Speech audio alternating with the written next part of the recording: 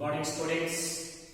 Now coming to another chapter, the most important chapter, photosynthesis in higher plants. Photosynthesis in higher plants.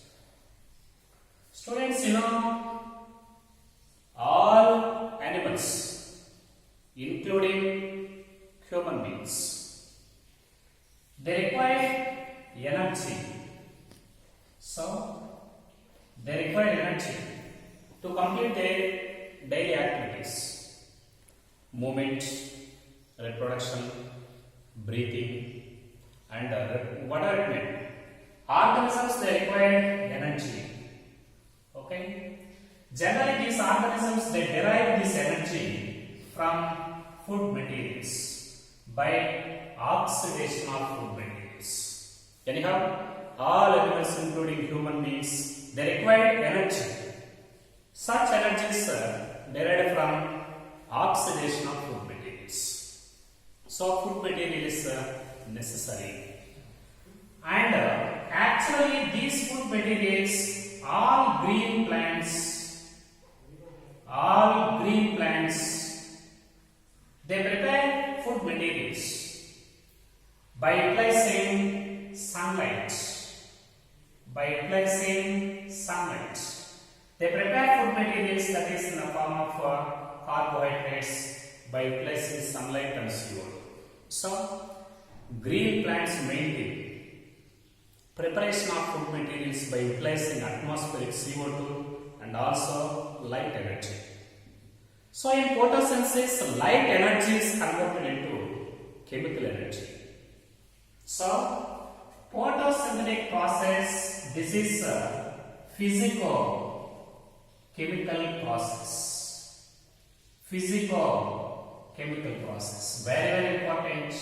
Photosynthesis is a physico-chemical process. Actually, green plants maintain photosynthesis by absorbing atmospheric sunlight and CO2, and sunlight is converted into light energy. Light energy is converted into chemical energy. So that physico-chemical process. Similarly, this photosynthetic process, this is anabolic process. Why this is called anabolic process? Simple substances like CO2 and water constructed into large giant molecules of carbohydrates. In photosynthesis, the simple substances like water and CO2, they are converted into large macromolecules called carbohydrates. So that this is an anabolic process. Similarly, this photosynthesis, this is a constructive process. Why this constructive process? Simple molecules are constructed into the macromolecules like carbohydrates. At the same time, this is a reductive process. Why? Here CO2 is reduced into carbohydrates. Reductive process. But respiration is oxidative process. But photosynthesis is a reductive process. Similarly, this photosynthesis is a endergonic process. Okay? Photosynthesis is an endergonic process, but respiration is an exergonic process. What is endergonic process? This photosynthetic process, it requires some amount of external energy. It uses external energy, that is in the form of atmospheric sunlight. Energy consuming process. So that this is a endergonic process. Students, very important. Photosynthesis is a physico-chemical process, and this is anabolic process, constructive process, reductive process, endergonic process, because it requires some amount of external energy, that is in the form of sunlight. Actually, this photosynthesis, sunlight is the main source of energy. Main source of energy on Earth. Very, very important. Sunlight is the main source of energy on Earth. At the same time, photosynthetic process. Okay, photosynthesis. It is the main source of food materials. Is the main source of food materials. At the same time, photosynthesis, it is one of the physico-chemical reaction. It is one of the physico-chemical reaction which provides food materials to all heterotrophs present on Earth.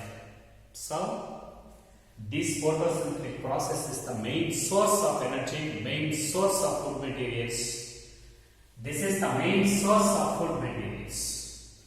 Not only this is the main source of food materials, at the same time the photosynthetic process is also the main source of atmospheric oxygen.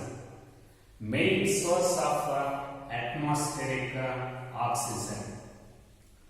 Main source of atmospheric oxygen. So, photosynthetic, this is the importance of photosynthetic process. Photosynthesis, it provides food materials to all heterotrophic organisms. And photosynthetic process, it is the main source of food materials on Earth. At the same time, the photosynthetic process, it is the main source of oxygen in atmosphere. It is food providing, oxygen providing physico-chemical reaction takes place in green plants. Actually, during photosynthesis, simple substances are converted into macromolecules, so that this is anabolic process. The main raw materials for photosynthesis materials, one is sunlight, okay, one is sunlight and chloroplast, water and seawater. All these are the main requirements. These are the requirements for photosynthetic process in green plants. They are the raw materials, sunlight and chloroplast and water and seawater. They are the sources of main. They are the raw materials for the photosynthetic process in green plants. Similarly, this photosynthesis, in lower classes, some live experiments, some early experiments. There are some early experiments in previous classes that explains the importance of these sunlight and water and CO2 for photosynthesis. For example, one of the variegated leaf experiment. In one experiment, for example, this is a plant, potted plant.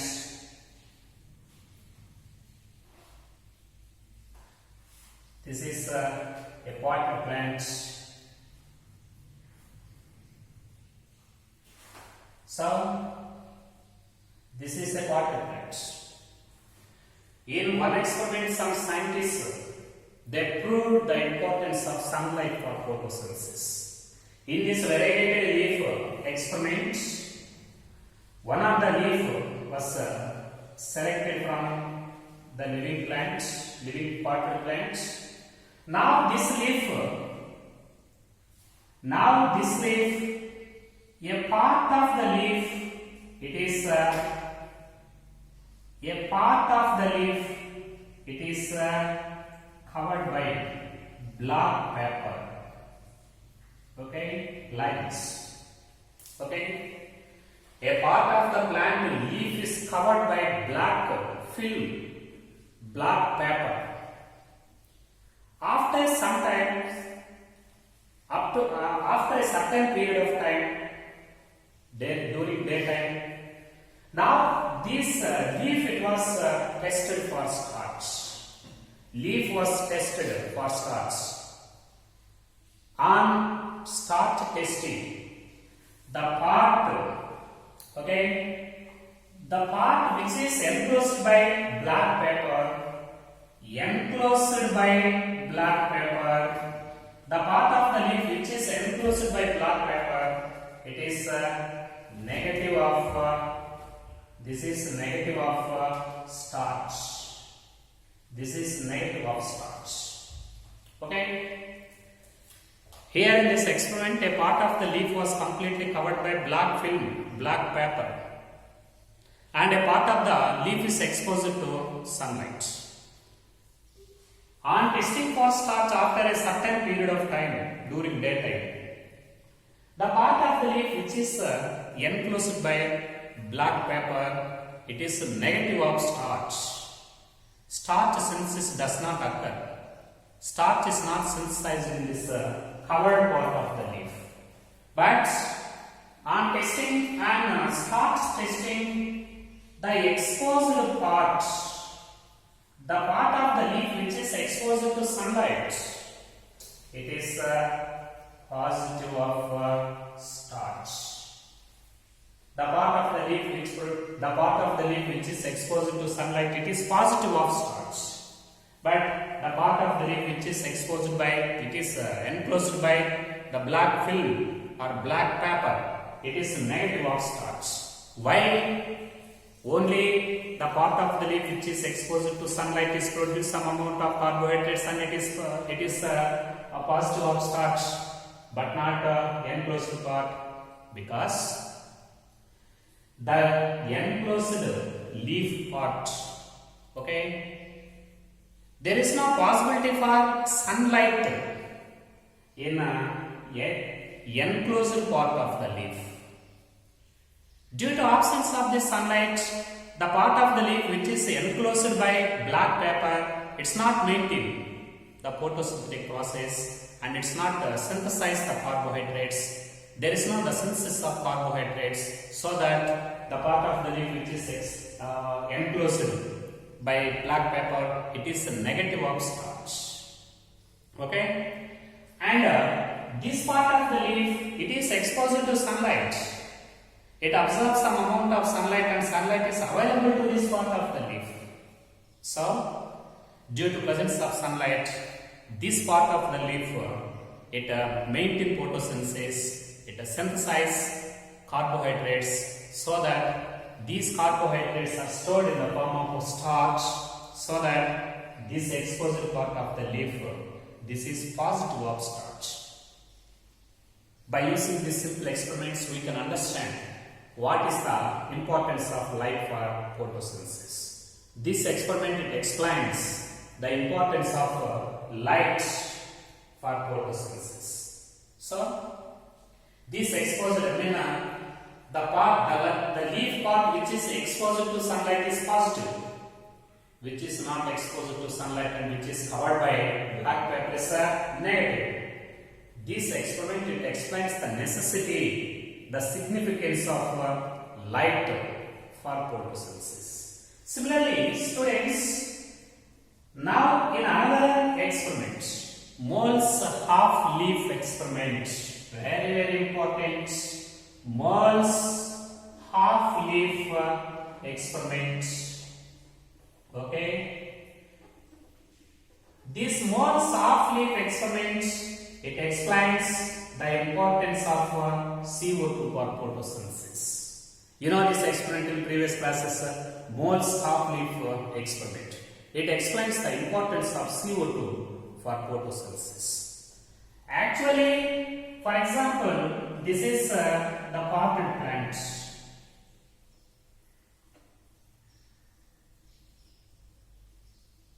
This is a living potted plant.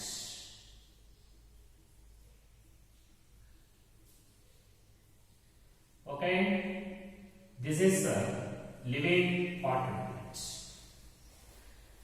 In Moll's half-life experiment, scientist Moll explained the importance of CO2 for photosynthesis. In this experiment, half of the leaf, okay, this half of the leaf, it was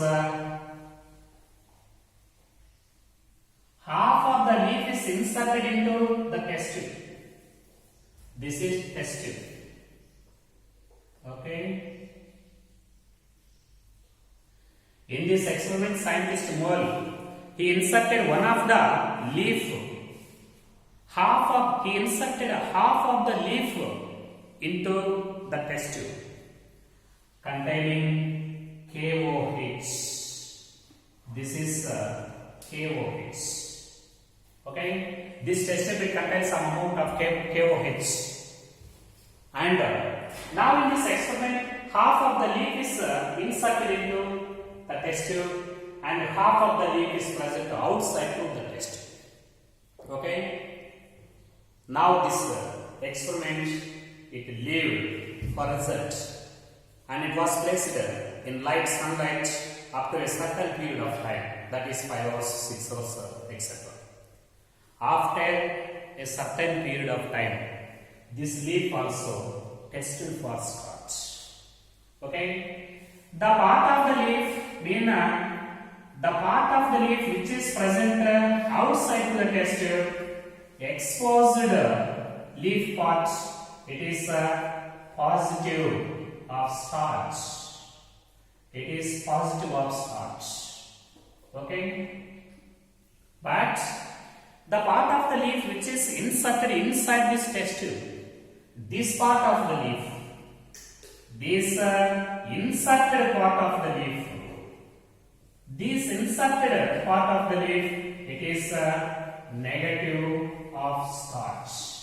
Okay, very important. Which part of the leaf is positive and which part of the leaf is negative in Moll's Koplik experiment? The part of the leaf which is present outside of the test tube and which is exposed to sunlight, this is positive of starch. But the part of the leaf which is not exposed to sunlight and which is inserted into the test tube containing KOH, such part of the leaf is negative of starch. Why and what is the explanation for this positive and negative of this part, leaf parts? So, in case of inserted leaf part, in this inserted, a part of the leaf is inserted inside the test tube, and for this part of the leaf, there is no availability of CO2 inside the test tube. Why CO2 is not available inside the test tube? Entire CO2 present in test tube, it is completely absorbed by KOH. The CO2 present inside this test tube, it was completely absorbed by KOH. So that in a test tube, there is no availability of CO2 for photosynthesis. Due to absence of photosynthesis, due to absence of the CO2 inside the test tube, the part of the leaf present inside the test tube, it is lack of CO2. Due to absence of CO2, this part of the leaf is not maintaining photosynthesis. Because of absence of photosynthesis, there is no the synthesis of carbohydrates. There is no the storage of starch. At the same time, this inserted part of the leaf is negative for starch. Okay. But what about the part of the leaf present outside the test tube?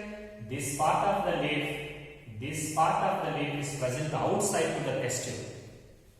Now this part of the leaf is exposed to sunlight, exposed to environment, and it can absorb some amount of CO2 from atmosphere. By absorbing this CO2, it can maintain photosynthesis and it synthesize some amount of carbohydrates, and so that this exposed part of the leaf is positive of starch. So, the part of the leaf which contains CO2 can maintain photosynthesis. That is exposed part. The part of the leaf the part of the leaf in which the CO2 is not available, that is inserted part of the leaf. It's not maintaining photosynthesis and there is no synthesis of carbohydrates. So that the exposed part of the leaf positive of starch. Inserted part of the leaf is negative of starch. Entire CO2 present in this test tube, it was completely consumed and absorbed by KOH, so that CO2 is not available for inserted part part of the leaf, so that this leaf part, it is negative of starch. This experiment, it explains the essentiality of CO2 for photosynthesis. This experiment, it explains the necessity of the importance of CO2 in photosynthesis. Actually, CO2 is a reactive chemical. Actually, CO2 is reduced to carbohydrates. Due to absence of CO2 inside this test tube, there is no the synthesis of starch. Thus, therefore, this is negative, but is available to the outside leaf part, and it is positive of starch. Now, coming to another experiment, by using some experiments, some scientists also explain the importance of air. The importance of air. Joseph Priestley.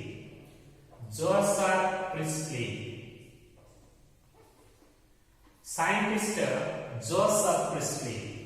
He explained the importance of air for plant growth and development. Very, very important. Scientist Joseph Priestley explained the importance of air for plant growth and development. In one experiment, scientist Priestley, he gathered a bell jar, a moss, living moss, and a mint plant, and also a burning candle. They gathered all these things for his experiment. For example, this is a table. Okay. This is a bell jar. Okay. This is a table and bell jar. Scientist Joseph Priestley placed a burning candle inside this test tube. Place a burning candle inside this bell jar. Okay, like this. This is a candle.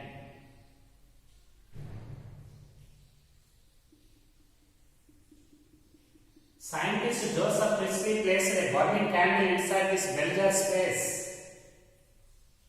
Inside this bell jar space, like this. Okay. After a certain period of time, this burning candle, it is extinguished inside this bell jar. Extinguished. Okay. It's not continued to burn. It was extinguished. Soon it was extinguished inside this bell jar space. Okay. So, scientist Joseph Priestley, he conducted a series of experiments, and he was also explained the importance of air for plant growth and development.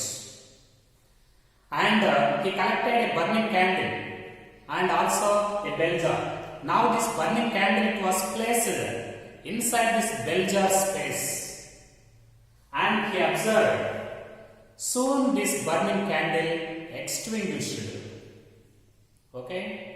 In another experiment, this scientist also placed a living moss.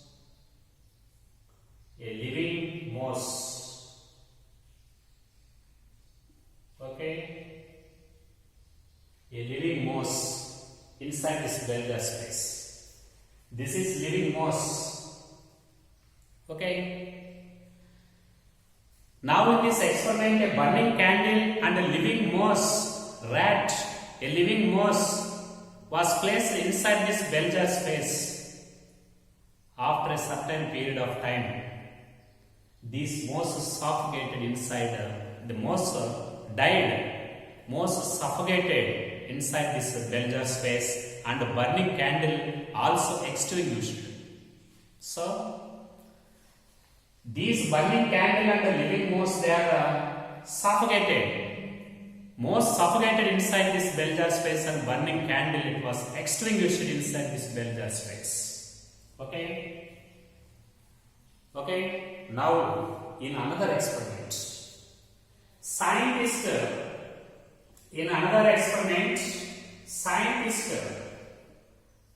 also placed a living mint plant inside this bell jar space. Mint plant. Scientists also place a mint plant inside this bell jar space in another experiment. Okay, now there are three things. One is a burning candle, two living moss, three a living mint plant, three they are placed inside this bell jar space. Okay, now this candle continued to burn. Moss also stayed live. Okay, in the presence of a living plant inside this bell jar space, burning candle continued to burn. The candle continued to burn and moss stayed alive. Okay, why? Why this candle and moss they are alive in the presence of plant, but not in the absence of plant? What is the reason? So, these scientists they concluded all this series of experiments that this burning a candle and living moss, they use some amount of gases present inside the bell jar space. Ultimately, these two leads to a damage in the air inside the bell jar space. Due to absence of this air, due to complete consumption of this air, this burning candle extinguished and moss suffocated inside this bell space.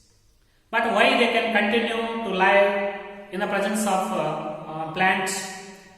The gases which are damaged by breathing of animal and burning of candle, the gas which is consumed, the gas which is damaged inside this bell jar space is replaced by the living plant. Okay, the living plant replace whenever the gases are damaged by this living moss and this burning candle. Due to restore of these gases, this candle continued to burn and moss stayed alive. These plant to restore the gases whenever consumed and damaged by burning candle and the living moss. So, plants restore the air. So, plants they are very necessary to restore the valuable gases. Okay. At the same time, scientist Joseph Priestley also discovered such a gas which is replaced by plant was discovered as it was identified as oxygen. So, oxygen was discovered by Joseph Priestley in 1774. Oxygen was discovered by Joseph Priestley in 1774. The gas which is replaced by this living plant, it was identified as oxygen. So, burning candle and living moss, they use oxygen inside the bell jar space. After the complete consumption of oxygen, due to absence of oxygen, these moss died and burning candle extinguished. But in the presence of light, in the presence of mint plants, these gases they are restored so that this candle continued to burn and moss stay alive. This is the reason.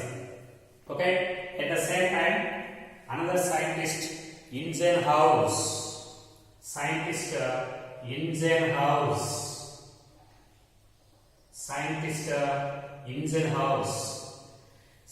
Ingenhousz conducted the same experiments once in the presence of light and once in the absence of light. In the presence of light, once conducted these experiments in the presence of light, that is during the daytime, and once conducted these experiments in the absence of light, that is during the dark, he discovered one thing, that is these plants, they release O2 only in the presence of light. In the presence of light.